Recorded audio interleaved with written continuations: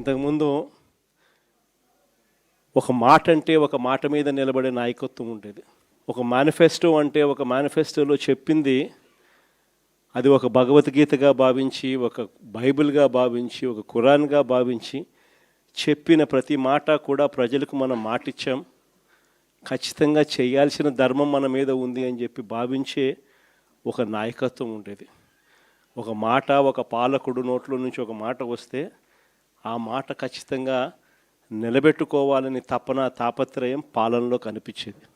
అలాంటి మన పాలన నుంచి క్రమం తప్పకుండా ప్రతి నెల కోవిడ్ లాంటి సమస్యలు ఎన్ని ఎదురైనా కూడా ఏ రోజు కూడా మనం మన సమస్యలను చెప్పి ప్రజలకు ఇది ఎగరగొట్టాలని చెప్పి ఏ రోజు ఆలోచన జరగల మన ప్రభుత్వ హయాంలో. ప్రతి హామీని కూడా ప్రభుత్వంగా మనకున్న సమస్యల కన్నా కూడా ప్రజలకు చేయాల్సిన మంచి ఇంకా చాలా అవసరము. వాళ్ళకున్న సమస్యలు ప్రభుత్వం సమస్యల కన్నా చాలా ఇంకా ఎక్కువగా సమస్యలు పడేది వాళ్ళే అని చెప్పి భావించి ఎన్ని సమస్యలున్నా కూడా ముఖాన ఏ రోజు కూడా చిరునవ్వే తప్ప ఏ రోజు కూడా ఇది చెయ్యలేము అన్న మాట నోట్లో నుంచి ఏ రోజు రానిలేదు.